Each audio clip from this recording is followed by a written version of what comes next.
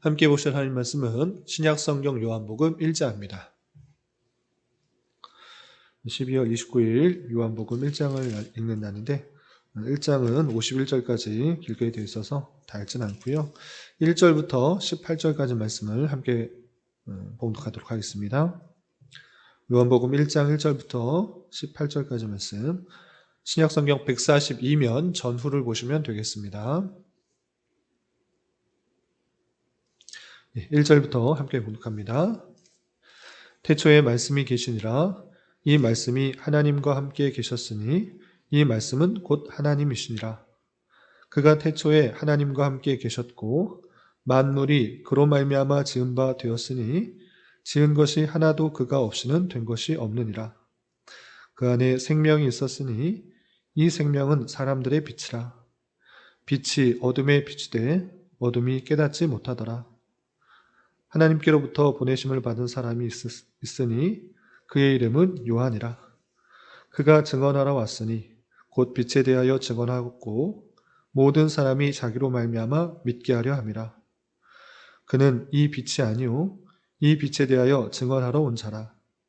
참 빛 곧 세상에 와서 각 사람에게 비추는 빛이 있었나니 그가 세상에 계셨으며 세상은 그로 말미암아 지은 바 되었을 때 세상이 그를 알지 못하였고 자기 땅에 오매 자기 백성이 영접하지 아니하였으나 영접하는 자 곧 그 이름을 믿는 자들에게는 하나님의 자녀가 되는 권세를 주셨으니 이는 혈통으로나 육정으로나 사람의 뜻으로 나지 아니하고 오직 하나님께로부터 난 자들이니라. 말씀이 육신이 되어 우리 가운데 거하심에 우리가 그의 영광을 보니 아버지의 독생자의 영광이요 은혜와 진리가 충만하더라.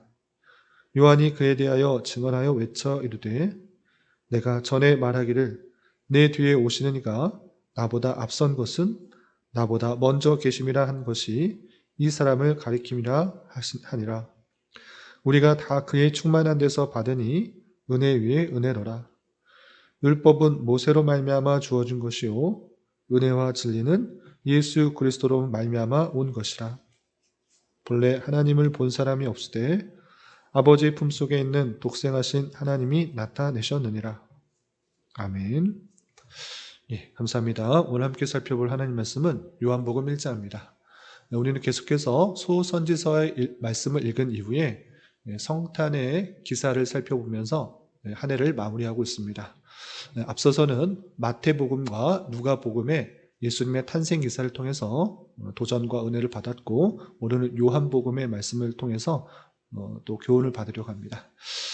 요한복음 1장에 예수님의 탄생 기사가 나오는데 마태복음과 누가복음과 달리 예수님께서 어떻게 오셨는지에 대해서 영적인 부분을 다루고 있다라고 할 수 있겠습니다. 마태복음 시작은 예수님의 족보가 아브라함과 다윗의 그 족보를 따라서 나신 것이다 라는 것을 통하여서 구약 성경, 구약에 나왔던 예언들이 하나님께서 언약하셨던 내용들이 정말 신실하게 이루어지고 있다는 것들을 보여주었고 누가복음은 예수님께서 오실 때 또 구체적으로 세례자 요한이 어떻게 태어났는지에 대해서 또 예수님에 대해서 어떻게 태어날지에 대해서 천사가 미리 알려주었다라는 그 내용과 예수님께서 왜 베들레헴에서 태어났는지 더 구체적인 사실을 밝히고 있는 모습과 또 예수님의 유년 시절에 대해서 밝히는 것을 보게 됩니다. 그런데 요한복음은 이와 달리 그 기원을 구약에서도 아니고 더 근원적으로 창세로 가는 것을 보게 됩니다. 태초부터 그 예수님이 계셨다라는 것들을 증명하면서 그가 이 땅에 오신 이유가 무엇인지를 1장에 잘 밝혀주고 있습니다. 그 내용을 통해서 또 교훈받도록 하겠습니다. 먼저 1절에 보시면 태초에 말씀이 계시니라. 이 말씀이 하나님과 함께 계셨으니 이 말씀은 곧 하나님이시니라 라고 표현하고 있습니다. 태초에 말씀이 계시니라 라고 할 때 우리 창세기를 통해서 우리가 하나님께서 창조하신 내용들을 보게 되는데 하나님께서 명하심에 창조된 그 사실들에 있어서 우리가 말씀을 단순히 들리는 음성으로 생각하기 쉽습니다. 물론 그런 의미도 없지 않겠지만 여기서 말씀이라는 것은 그 들리는 음성, 보이스 이런 식의 뜻이 아니라 그 원어적인 측면을 보면 로고스라고 쓰여져 있는데 이 로고스는 번역될 때 진리나 이성, 지혜라는 그런 말로 번역될 수 있습니다. 그러니까 태초에 말씀이 계시니라 라고 할 때 단순히 음성이 있다 이것을 말하고자 하는 것이 아니라 어떤 인격체, 진리자 이성이신 인격체를 말하는 것을 우리는 염두에 두어야 될 것입니다. 왜냐하면 그 표현 다음에 이런 표현이 있기 때문에 그렇습니다. 보시면 이 말씀이 하나님과 함께 계셨으니 이 말씀이 하나님과 계셨다. 하나님과 계시는 그 보이스, 음성으로서의 그런 말이 아니라 인격체로서 함께 있다라는 것을 확인합니다. 그래서 이 로고스, 진리, 이성, 지혜가 하나님과 함께 계셨는데 그럼 또 다른 객체인가, 또 다른 개체인가 라고 생각할 수 있는데 바로 이어서 이 말씀은 곧 하나님이시라 라고 하면서 하나님과 이 말씀이 분리될 수가 없고 근본적으로 같은 하나님이시다, 말씀이 하나님이시다 라고 표현하고 있는 것을 보게 됩니다. 이렇게 이 말씀이 나중에 또 살펴보겠지만 육신이 되어서 우리와 함께 거하시는 성육신의 사건들을 족보적으로 아브라함의 자손을 통해서 또는 다윗의 자손을 통해서 나온 정도가 아니라 그 근본으로 돌아가면 태초부터 계시는 이시고 그리고 그가 하나님이시다라는 것들을 밝혀주고 있는 것을 보게 됩니다. 그리고 구체적으로 그 말씀, 성자 하나님께서 어떤 사역들 하셨는가 보시면 2절, 3절 이렇게 되어 있습니다. 그가 태초에 하나님과 함께 계셨고 만물이 그로 말미암아 지은 바 되었으니 지은 것이 하나도 그가 없이 된 것이 없느니라 라고 하면서 태초부터 하나님과 함께 계셨고 또 하나님이시고 또 함께 계시다라는 것을 통해서 삼위일체 하나님의 개념을 우리는 함께 이해할 때 이 본문이 잘 이해가 될 것입니다. 그리고 성부 하나님께서만 창조하셨는가? 그렇지 않고 성자 하나님께서도 함께 창조하셨다라는 것을 3절에서도 확인하게 됩니다. 만물이 그로 말미암아 지은 바 되었으니 라고 하면서 지은 것이 하나도 그가 없이는 된 것이 없느니라 라고 하면서 성부 하나님께서 성자 하나님으로 말미암아 성령과 함께 천지를 창조하셨다라는 사실을 우리는 확인하게 되는 것입니다. 그리고 중요한 표현이 4절에 이렇게 되어 있습니다. 4절 그 안에 생명이 있었으니 이 생명은 사람들의 빛이라. 그렇습니다. 말씀 안에 생명이 있다. 말씀 안에 생명이 있다는 뜻이 무엇입니까? 라고 할 때 이 생명은 사람들의 빛이라 라고 하면서 사람들에게 참된 빛을 어두운 것을 밝혀주고 생명을 주게 하는 그런 하나님 성자 하나님의 그 능력이 있다라는 것들을 밝혀주고 있는 것입니다.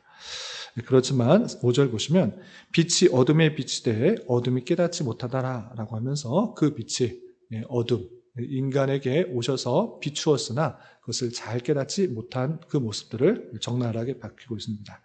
그러할 때 하나님께서는 그 빛을 그 사람들에게 비춰주시기 위해서 어떤 사람을 미리 보내셨는가라고 할 때 세례자 요한에 대해서 설명하고 있는 것입니다.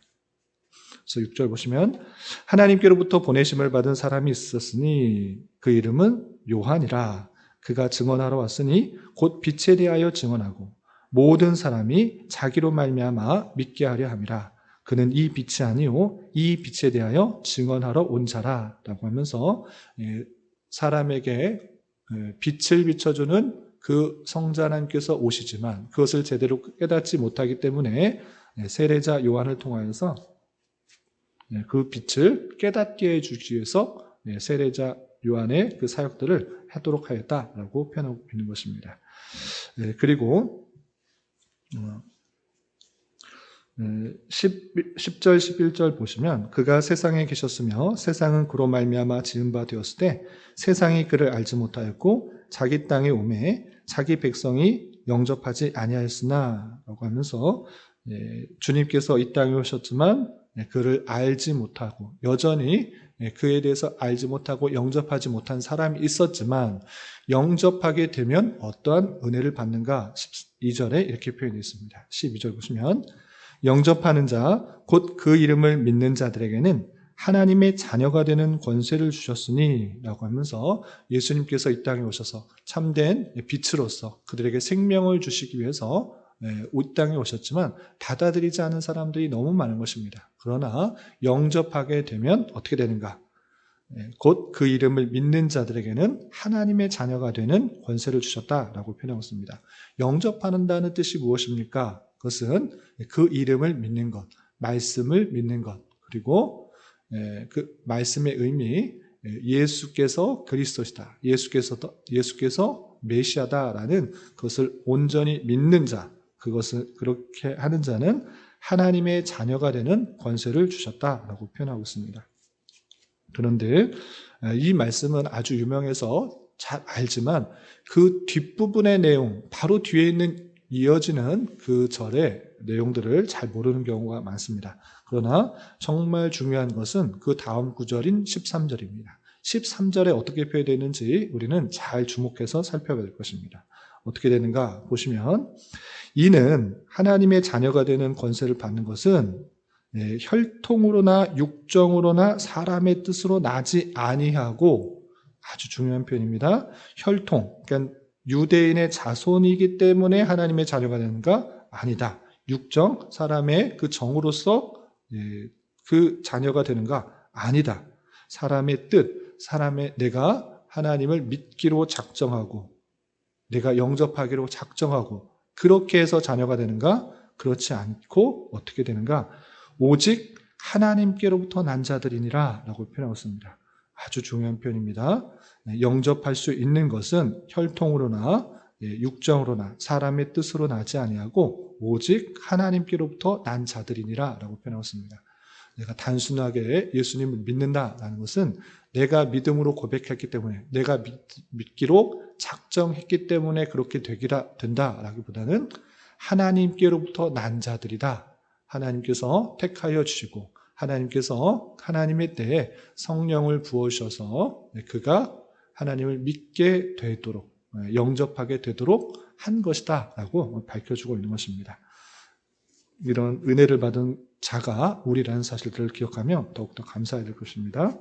그리고 14절 말씀이 육신이 되어, 이 표현이 성육신인데 말씀, 그러니까 태초부터 계시는 그 성자 하나님께서 육신이 되었다, 이렇게 표현하고 있는 것입니다. 그래서 우리 가운데 거하심에 우리가 그의 영광을 보니 아버지의 독생자의 영광이요 은혜와 진리가 충만하더라 라고 하면서 성육신 하신 그 성자 하나님의 모습을 볼 때 정말 아버지의 독생자이구나, 하나님 아버지의 독생자 성자 하나님이시구나, 이것을 깨닫게 되는 것입니다. 그리고 은혜와 진리가 충만하다라는 것을 통해서 하나님께서 택하신 백성들에게 베푸시는 놀라운 은혜를 그를 통해서 확인하게 되고, 진리가 충만하다라는 것은 무슨 의미냐라고 할 때 오직 예수 그리스도를 통해서만 주님께로 갈 수 있다라는 것을 우리는 확인하게 됩니다. 그래서 내가 곧 길이요 진리요 생명이니 나로 말미암지 않고는 하나님께로 갈 자가 없다라고 말씀하신 것처럼 은혜뿐만 아니라 진리가 충만하여 그를 통하여 주님께로 갈 수 있다라는 것들을 예수님을 통해서 바라보게 된다라고 표현하고 있는 것입니다. 그리고 다시 한번 세례자 요한이 했던 말을 이렇게 인용하고 있습니다. 15절 요한이 그에 대하여 증언하여 외쳐 이르되 내가 전에 말하기를 내 뒤에 오시는 이가 나보다 앞선 것은 나보다 먼저 계심이라 한 것이 이 사람을 가리킴이라 하니라. 우리가 다 그의 충만한 데서 받으니 은혜 위에 은혜로라. 율법은 모세로 말미암아 주어진 것이요 은혜와 진리는 예수 그리스도로 말미암아 온 것이라 라고 하면서 내가 예전부터 말했던 그 사람이 이 사람이고 우리가 그에서 예수 그리스도 안에서 충만함을 받는데 은혜 위에 은혜를 받는 것이다 라고 표현하면서 예수 그리스도를 통해 우리가 받게 되는 그 놀라운 은혜를 우리는 확인하게 됩니다. 은혜는 무엇입니까? 어떤 수고와 노력의 대가에 따라서 받는 것은 그것은 삭시라고 표현하고 그것이 아니라 아무런 것을 하지 않았음에도 불구하고 받게 되는 그 놀라운 선물을 은혜라라고 표현하는 것입니다. 그렇기 때문에 내가 선을 행했고 의를 행했고 내가 믿기로 결단했기 때문에 내 결정에 의해서 받아지는 그런 구원의 선물이 아니라 하나님께서 택하신 백성에게 하나님께로부터 남으로 말미암아 성령을 부어주심으로 말미암아 말씀, 그 로고스가 믿어지게 되는 그 놀라운 것, 그것이 은혜고 또 은혜다라고 표현하고 있는 것입니다. 그리고 율법은 모세로 말미암아 주어진 것이요, 율법은 모세를 통해서 주어져서 그것을 지킴으로 말미암아 의롭다함을 받게 된다라는 사실들을 생각하게 하는데 그렇지 않고 반면에 은혜와 진리는 예수 그리스도로 말미암아 온 것이다라고 하면서 예수 그리스도께서 오심으로 말미암아 참된 은혜를 받게 되고 또 주님께로 갈 수 있는 길이 생겼다라는 것들을 보여주는 것입니다. 그리고 18절 본래 하나님을 본 사람이 없으되 하나님은 영이시기 때문에 볼 수가 없는 그런 분이십니다. 그럼에도 불구하고 아버지 품속에 있는 독생하신 하나님이 나타내셨느니라 라고 하면서 독생하신 하나님이 이 땅에 나타나심으로 말미암아 하나님의 영광을 목도하게 되었다라고 그의 탄생, 그의 출생, 그리고 그의 성육신에 대해서 설명하는 요한의 기사를 살펴볼 수 있습니다. 이런 말씀에 따라서 성자 하나님께서 이 땅에 오신 그 성육신, 그 예수님의 탄생의 사건에 대해서 단순히 구약에 인용된 그 말씀의 실현, 이 정도로 생각할 것이 아니라 더 근원으로 올라가면 태초부터 계시니가 생명을 주시기 위해 이 땅에 오신 것이고 또 하나님께서 그 택하신 백성들에게 성령을 부어주셔서 예수님을 믿게 하는 놀라운 은혜를 받은 것이다 라는 것들을 우리는 하게 되는 것입니다. 그러므로 우리가 예수님을 그리스도로 정말 믿게 된다고 하면 이것은 나의 결단과 나의 노력과 나의 이해력이 뛰어나서가 아니라 하나님께서 택하신 백성들에게 부어주신 놀라운 은혜다라는 사실들을 기억하며 늘 감사 찬송하는 자가 되어야 될 것입니다. 그리고 한 가지 더 교훈을 드리자면 그 놀라운 능력을 가지신 성자 하나님, 말씀으로 창조하셨던 그 능력의 하나님께서 이 땅에 오셔서 택하신 백성들을 구원하시는데 왜 세례자 요한의 일이 필요했을까를 좀 생각해 봤으면 좋겠습니다. 아니 하나님의 능력이 있다고 하면 주님께서 이 땅에 오시고 성령의 능력으로 예수님을 알아보게 하셔서 그냥 믿고 구원받게 하시면 되는데 왜 세례자 요한이 그들에게 이 자가 내가 말했던 그 자다라고 계속적으로 말했을까라고 생각해 봐야 될 것입니다. 그것은 하나님의 능력이 없으셔가 아니라 대단히 인격적인 방법으로 사람을 통해 하나님의 뜻을 더욱더 이루어 나가시는 그 은혜들을 살펴보게 되는 것입니다.